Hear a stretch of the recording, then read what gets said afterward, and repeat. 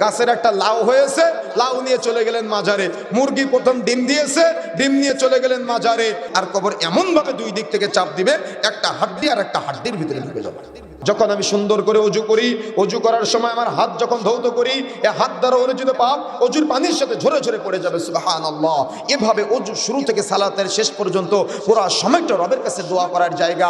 কিন্তু আপনি এটা জানেনই না, আপনি এটা বোঝার চেষ্টাই করেন নাই, আপনি আপনার রবের সাথে কথা বলতে পারেন নাই। তাহলে আপনি প্রশান্তি অর্জন করবেন কিভাবে? আপনি তৃপ্তি অর্জন করবেন কিভাবে? আপনি তো আপনার রবকে চিনতে পারেন নাই, আপনি তো আপনার ইলাহাকেই চিনতে পারেন নাই। আমার কথা বোঝা যাচ্ছে?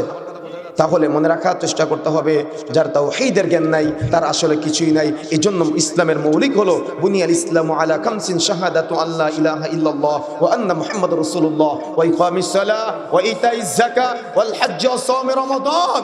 ইসলামের মৌলিক যে পাঁচটি স্তম্ভ আছে তার মধ্যে অন্যতম একটি স্তম্ভ হলো, প্রথমতম স্তম্ভ হলো তাওহীদ। আপনার আল্লাহ সম্পর্কে জ্ঞান অর্জন করতে হবে।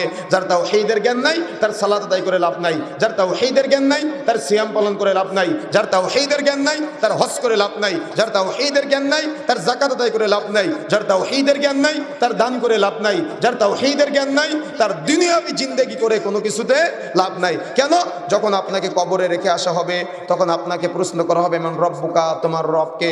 আপনি তো দুনিয়াতে আল্লাহকে রব হিসেবে স্বীকৃতি দিতে পারেন নাই, আপনি তো দুনিয়াতে আপনার রবের কাছে প্রার্থনা করতে পারেন নাই, আপনি মাধ্যম ধরেছিলেন, অর্থাৎ আপনি আপনার রবকে চিনতে পারেন নাই। তখন কবরে আপনি কি বলবেন? হ্যাঁ হ্যাঁ লাদ্রি, হ্যাঁ হ্যাঁ লা আদ্রি, আমি তো আমার রবকে চিনি না, আমি তো আমার প্রভুকে চিনি না, আমি তো আমার আল্লাহকে চিনি না। তখন আল্লাহ রাব্বুল আলামিন আপনার কথায় রাগান্বিত হয়ে কবরকে সংকুচিত হওয়ার কথা বলবে। আর কবর এমনভাবে দুই দিক থেকে চাপ দিবে, একটা হাড্ডি আর একটা হাড্ডির ভিতরে ঢুকে যাবে। কথা বুঝেন নাই? কথা বুঝতে পেরেছেন? কথা বুঝতে পেরেছেন? এখন আপনি তো অনেক পণ্ডিতি করেন। আমি যদি এখন আপনার কাছে প্রশ্ন করি, আপনি বলেন তো তাওহীদ উলুহিয়ার সংজ্ঞা কি? আপনি বলেন আমি জানি না। আমি যদি আপনার কাছে প্রশ্ন করি তাওহীদ রুবুবিয়্যার সংজ্ঞা কি? আপনি বলেন আমি জানি না। আমি যদি আপনার কাছে প্রশ্ন করি তাওহীদ আসমা ও সিফাতের সংজ্ঞা কি? আপনি বলেন আমি জানি না। তো আপনি জানেনটা কি? আপনি জানেনটা কি? নামাজের স্বীকৃতি দিলেন, আল্লাহ একমাত্র তোমারই ইবাদত করি, একমাত্র তোমার কাছেই সাহায্য প্রার্থনা করি। কিন্তু মসজিদ থেকে বের হয়ে গাছের একটা লাউ হয়েছে, লাউ নিয়ে চলে গেলেন মাজারে। মুরগি প্রথম ডিম দিয়েছে, ডিম নিয়ে চলে গেলেন মাজারে। আপনার দেখা যাচ্ছে গরু বাছুর দিয়েছে, প্রথম বাছুর মানত করলেন মাজারে।